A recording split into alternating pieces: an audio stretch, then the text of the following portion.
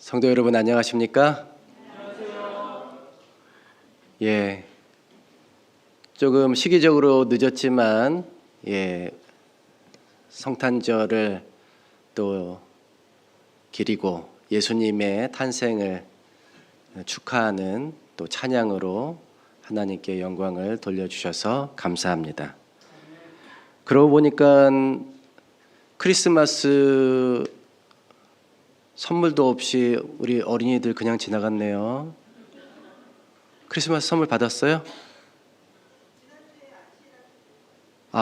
그런가요? 다 줬나요?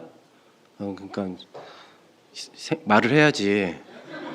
안 받은 것 같은 표정으로. 저는 안 준 줄 알았습니다.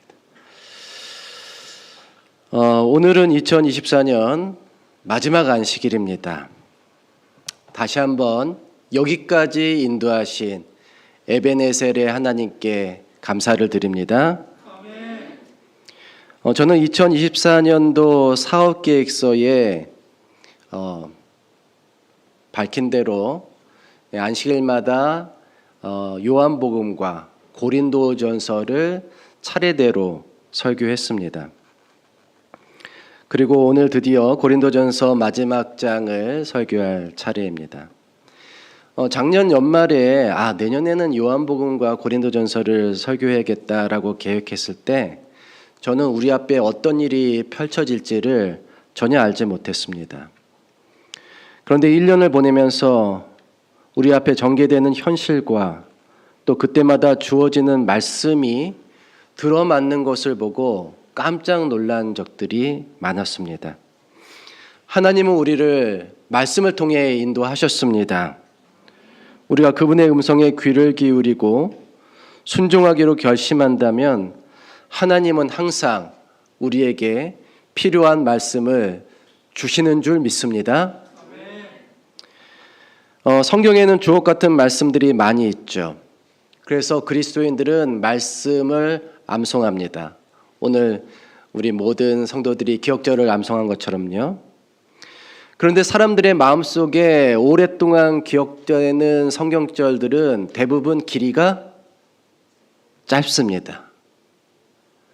근데 짧을수록 무게감이 있고 또 함축적이면서 강렬한 인상을 줍니다. 대표적으로 어떤 말씀이 있을까요? 항상 기뻐하라, 쉬지 말고 기도하라, 범사에 감사하라.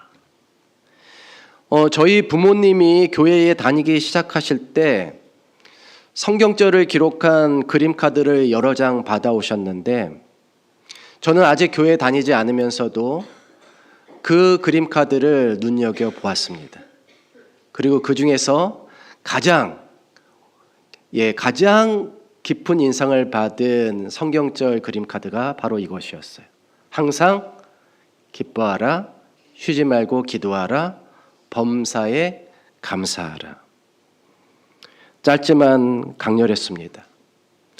그리고 우리의 어두운 현실을 뛰어넘을 것 같은 그런 높은 경지를 상상하게 만들었어요. 이 어린 마음이지만 이 뭐냐 이게. 항상 뭐 하라고요? 기뻐하라. 또 어떤 말씀이 있습니까?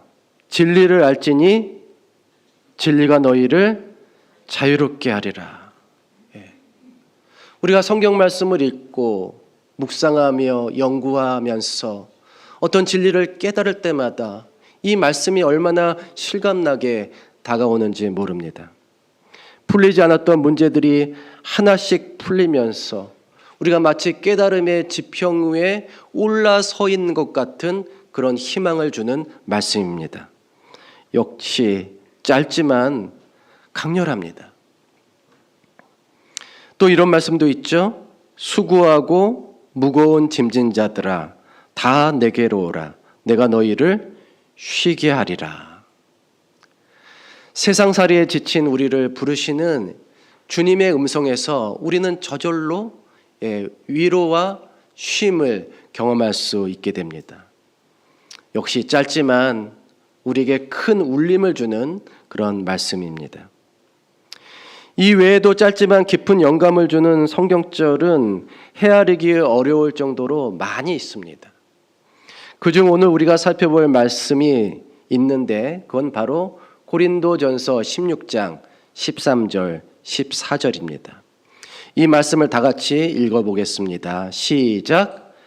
깨어 있어. 깨어 믿음에 굳게 서서 남자답게 강건하라. 너희 모든 일을 사랑으로 행하라. 예. 여러분, 이 말씀에서 명령어로 사용된 동사가 몇 개인지 아십니까?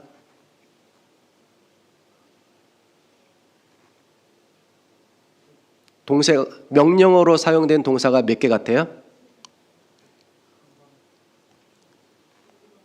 예. 우리말로는 구분이 안 되지만 원어로 보면 5개입니다. 5개. 첫 번째, 깨어 있어라. 두 번째, 굳게 서 있어라. 셋째는 뭔지 아세요? 남자답게 행동해라. 예. 그게 동사예요, 동사. 그리고 넷째는 강하게 되라. 강해져라. 그리고 5번째는 사랑으로 행동하라. 굉장히 주옥 같은 말씀이지만 달리 보면 폭풍 잔소리 같은 말씀이기도 해요. 저 짧은 성경절에 무려 5가지의 명령어가 사용되고 있습니다. 고린도전서 1장부터 16장까지 주님은 바울을 통해서 수많은 기별을 우리에게 전하셨습니다. 그런데 아직도 하실 말씀이 남아있어요. 그런데 지면과 시간의 부족으로 이제 편지를 끝내야 합니다. 그래서 마지막으로 짧고 굵게 말씀하셨어요. 사실 이 성경절은 고린도전서 전체를 요약한 것과 다름이 없습니다. 바울은 고린도전서를 시작할 때 그 교회가 안고 있는 문제점들을 열거하면서 그 문제들이 교회에 미칠 부정적인 영향들을 우려하여 우리가 교회 공동체로서 이런 것들을 어떻게 주의해야 하는지를 가르쳐야 했습니다. 그리고 우리가 그런 문제들을 극복하려면 얼마나 강한 믿음이 필요한지를 강조했습니다. 그리고 하나님의 몸된 교회를 세우려면 우리가 어떠한 사랑으로 서로 연합해야 하는지를 소개했어요. 그가 준 모든 이 교훈들을 5가지 동사로 압축한 말씀이 바로 이것입니다. 먼저 뭐 하라고 그랬어요? 깨어 있으라고 그랬어요. 깨어 있으라는 말은 경계하라는 뜻이죠. 아프리카 초원을 보면 수많은 동물들이 사는데 언뜻 보기에는 매우 평화롭게 보이지만 실제 모든 동물들은 긴장의 끈을 놓지 않고 있습니다. 귀를 쫑긋 세우고 냄새를 맡으면서 또 사방을 둘러보면서 언제 어디서 나타날지 모르는 맹수의 공격에 대비해야 합니다. 그리고 조금의 위험이라도 감지되면 즉시 그것을 동료들에게 알립니다. 나뭇가지에서 쉬고 있던 새들이 날아갈 때 그저 푸드덕거리지 않고 새소리를 내는 이유는 뭐라는 뜻이에요? 조심하라는 뜻이에요. 경계하라는 뜻입니다. 제가 교회 문 여기 밖으로 나가면요, 우리 느티나무에 앉아있던 새들이 날면서 엄청 소리를 질러요. 네. 하루 이틀 보는 것도 아닌데 뭐 그렇게 경계를 하는지 제가 잡을 수도 없는데 말이죠. 경계를 하는 겁니다. 조심하라고. 이렇게 항상 긴장을 늦추지 못하기 때문에 대부분의 초식동물은 눕거나 배를 땅에 깔고 잠을 자지 못합니다. 대부분 어떻게 잠을 자요? 서서 자거나 어디에 기대서 잡니다. 그리고 그 잠도 다 쪽잠이에요. 자다 깨다 자다 깨다 자다 깨다. 새들도 잘 때 한쪽 눈은 감고 한쪽 눈은 뜨고 있대요. 네. 그리고 감고 있는 쪽 뇌는 쉬고 뜨고 있는 쪽 뇌는 경계한답니다. 그러기 병가라 이렇게. 어떻게 하고 있으라고요? 깨어 있으라. 우리 그리스도인이 깨어 있어야 하는 이유도 마찬가지입니다. 언제 어디서 닥칠지 모르는 원수의 공격에 우리는 항상 대비하고 있어야 합니다.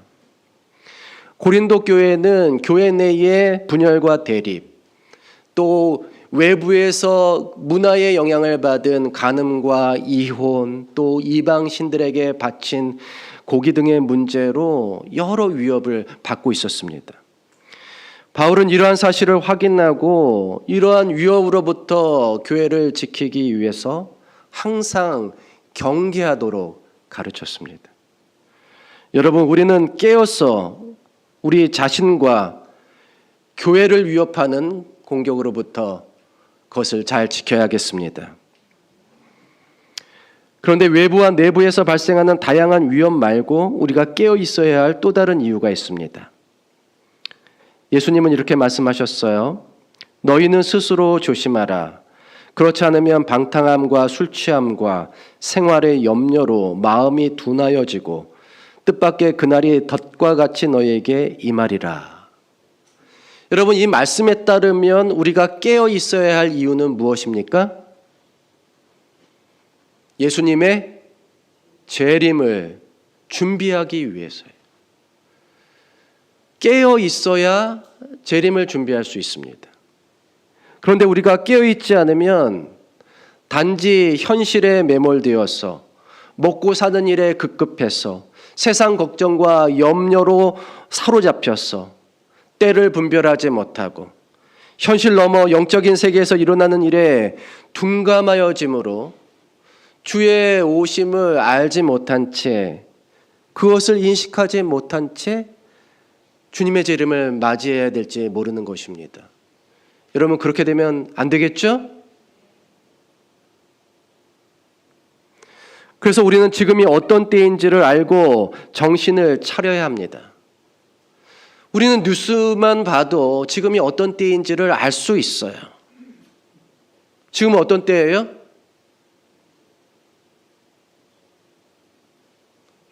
하나님을 믿지 않는 사람도 마치 세상이 어떻게 될 것처럼 지금 느끼고 있습니까?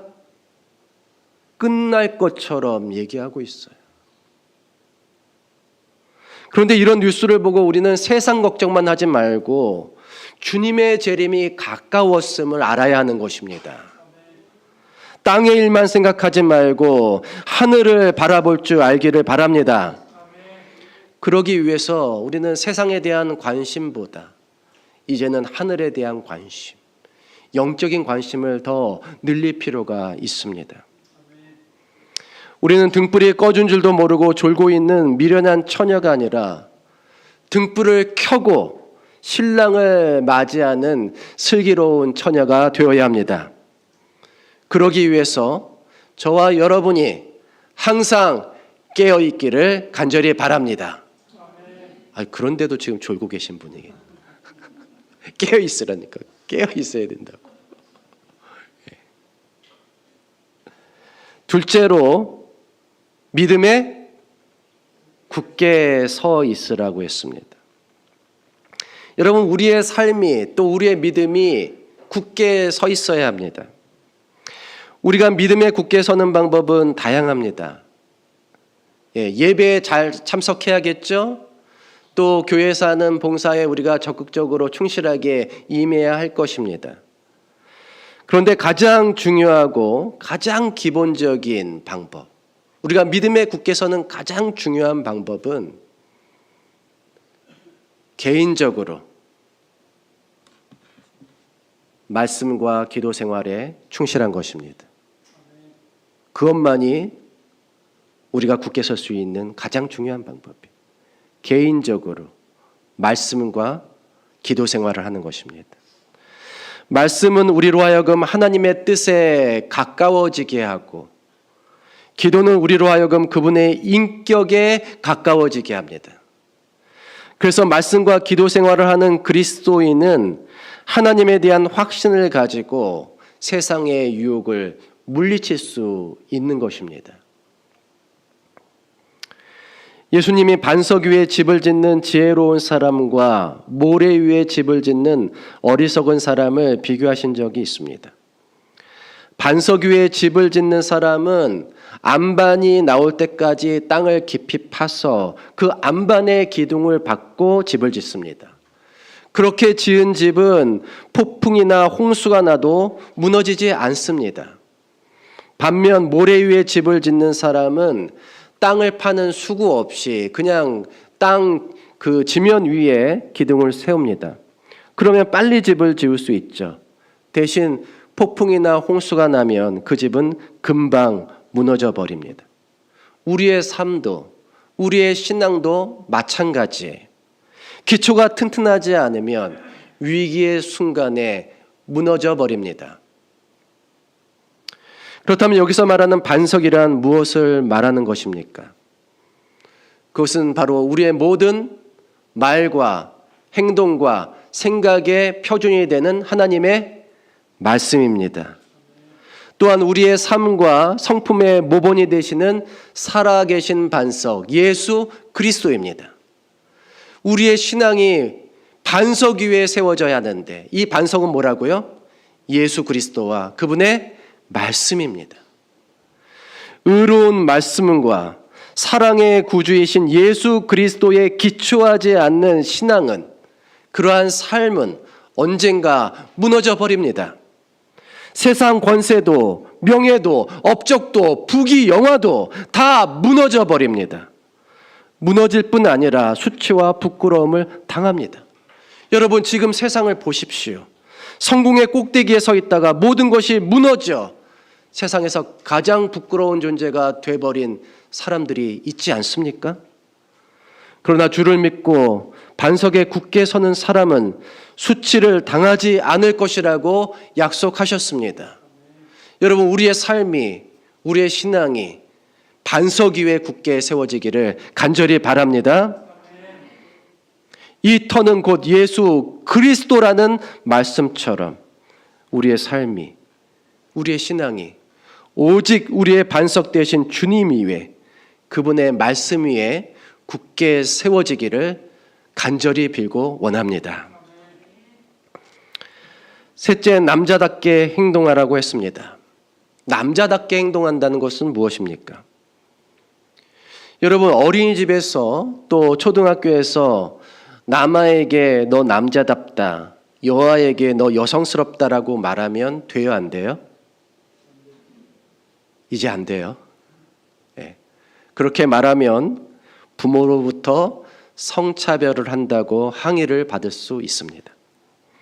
왜냐하면 여자답다라는 말이 여자는 조신하고 고분고분해야 한다고 하는 선입견을 강요하는 듯한 인상을 주기 때문에, 마찬가지로 남자답다는 말 역시 남자는 조금 거칠게 행동해도 된다고 하는 선입견을 줄 수 있습니다. 그래서 남녀 평등 시대에 이러한 표현은 우리가 자제해야 되죠. 근데 이 표현이 지금 어디에 나왔어요? 성경에 나왔잖아요. 성경에서 말하는 이 남자답게 행동하라는 표현은 그런 부정적인 선입견과는 관계가 없습니다. 이 말은 오직 긍정적인 의미로만 우리가 받아들여야 하겠습니다. 예를 들어 남자다움이 관대함을 뜻한다면 여자다움은 세심함을 대표할 수가 있어요. 그러나 이 각각은 매우 중요한 인품의 특성이자 서로가 서로를 보완해야 하는 관계에 있습니다. 따라서 남자답게 행동하라고 하는 이 명령을 듣는 신자는 그가 남자이든 여자이든 그 말이 전하는 긍정적인 의미만 받아들이면 되는 것입니다. 그런데 여기서 말하는 남자다움이란 사실 남편다움에 가깝습니다. 왜냐하면 남자다워지다라고 하는 이 동사가 남편이라고 하는 말에서 파생되었기 때문이에요.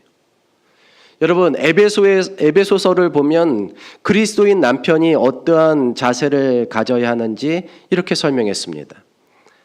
남편들아 아내 사랑하기를 그리스도께서 교회를 사랑하시고 그 교회를 위하여 자신을 주심같이 하라. 이 말씀에 비춰보면 남자다움이란 가정 또는 구성원들에 대한 희생정신이라고 볼 수가 있어요. 그렇죠? 그런 의미에서 남자다움이란 곧 아버지다움이라고도 볼 수가 있어요. 즉 남자다움은 약한 구성원을 배려하고 보살피는 책임감을 강조하고 있습니다. 뭘 강조한다고요? 책임감. 예. 그럼 우리 책임감 강한 여자분도 어떤 분이에요? 책임감이 강하면 성경에 비춰볼 때 남자다운 거예요. 아버지다운 거예요.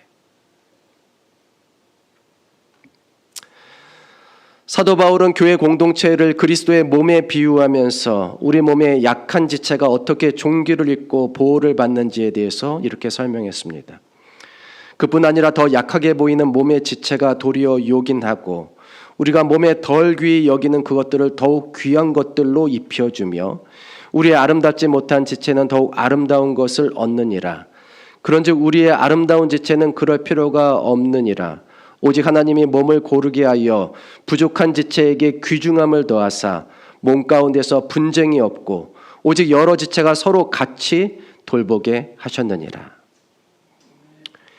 약하게 보이는 지체, 덜 귀하게 보이는 지체를 강하고 귀한 지체가 보호하고 돌보는 모본을 통해서 교회는 모든 구성원을 아끼고 사랑하고 책임을 지는 공동체임을 나타낼 수 있습니다. 우리 진적교회가 서로가 서로에게 책임을 다하고 사랑하며 아껴주는 남편다운 교회, 아버지 같은 교회가 되기를 간절히 바랍니다. 남자답게. 진적교회는 어떤 교회? 남자다운 교회. 이건 서로가 서로에게 책임을 다하는 교회. 넷째는 강하게 되라고 했습니다. 성경에서 강하게 되라는 말은 하나님의 명령을 받고 나아가는 담대함을 가리킵니다. 그래서 구약 성경을 보면 강하고 담대하라라고 하는 관용적인 표현이 자주 등장합니다. 대표적으로 여호수아 1장 9절을 보면 내가 내게 명령한 것이 아니냐 강하고 담대하라 두려워하지 말며 놀라지 말라 내가 어디로 가든지 내 하나님 여호와가 너와 함께 하느니라 하시니라.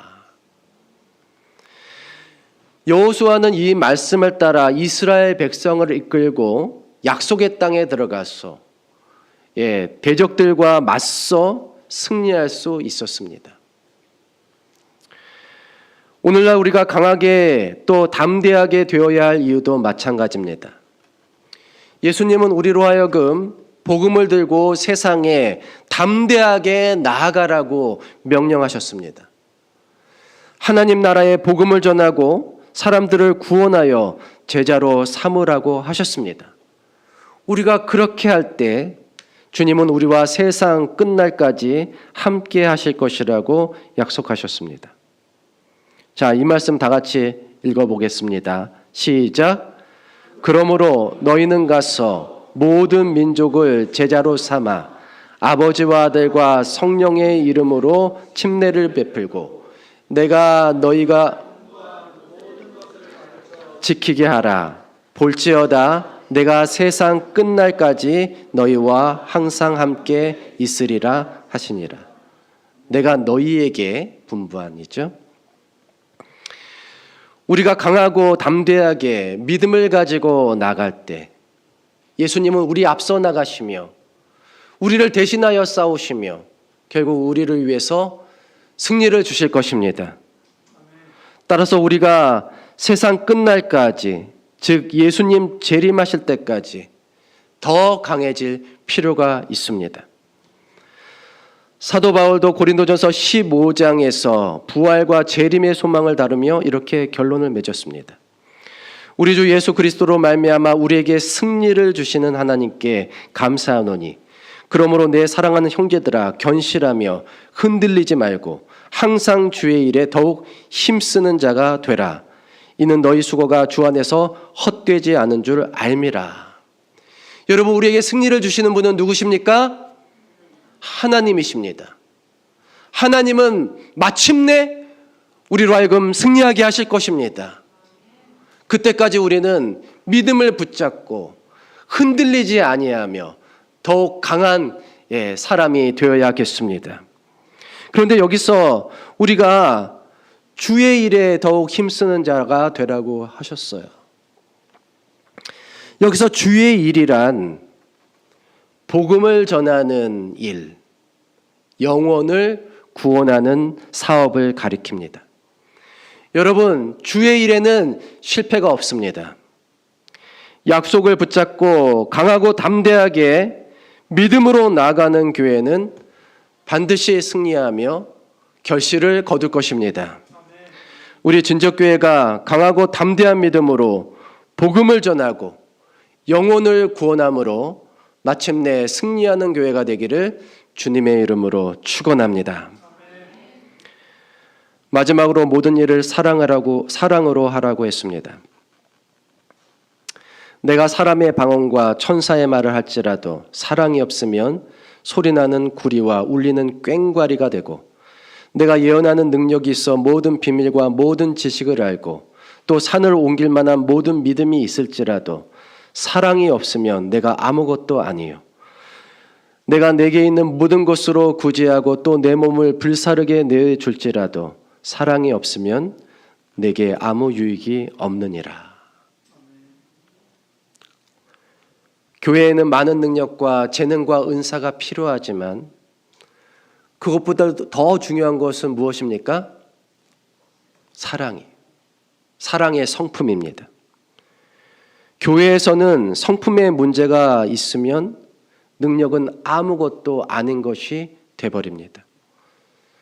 앞서 우리가 읽은 말씀처럼 아무리 훌륭한 은사가 있고 아무리 많은 지식이 있고 또 아무리 크게 헌신할 수 있는 열정이 있다 할지라도 사랑이 있으면 아무것도 아니고 사랑이 없으면 아무 소용도 없다라고 했습니다. 우리가 교회에서 주의 이름으로 하는 모든 일은 우리를 나타내기 위해서 하는 것이 아니라 우리 하나님이 어떠한 분인지를 나타내기 위해서 하는 일입니다. 따라서 우리의 모든 사역은 하나님을 나타내는 사역이 되어야 합니다. 우리는 그분의 자비하심과 은혜로움을 나타내는 방식으로 일해야 합니다. 우리는 사람들로 하여금 하나님의 사랑을 경험할 수 있는 방식으로 일해야 합니다. 사도 베드로도 이렇게 말했습니다. 만일 누가 말하려면 하나님의 말씀을 하는 것 같이 하고 누가 봉사하려면 하나님이 공급하시는 힘으로 하는 것 같이 하라. 이는 범사에 예수 그리스도로 말미암아 하나님이 영광을 받으시게 하려 함이니 그에게 영광과 권능이 세세에 무궁하도록 있느니라. 여러분, 우리가 하는 모든 일을 통해서 하나님께서 영광 받아주시기를 간절히 바랍니다. 우리가 하는 모든 일을 통해서 하나님의 사랑이 나타나기를 바랍니다. 사랑으로 하지 않는 일은 아무 소용도 없고 아무 유익도 없습니다. 하나님의 사랑이 우리의 모든 말과 행동의 동기가 되기를 바랍니다. 그래서 결론은 뭐라고요? 사랑. 고린도전서 1장부터 16장까지 결론은 뭡니까? 사랑이. 하나님의 사랑이 우리 존재의 이유이자 목적입니다. 너희가 하는 모든 일을 사랑으로 하라. 우리의 가정에서, 우리의 교회에서, 그리고 우리가 맺고 있는 모든 인간 관계에서 우리가 하나님의 사랑으로 충만하죠. 사람들에게 은혜와 감동을 주고 하나님께 영광과 찬양을 돌릴 수 있기를 간절히 바라며 말씀을 마치겠습니다.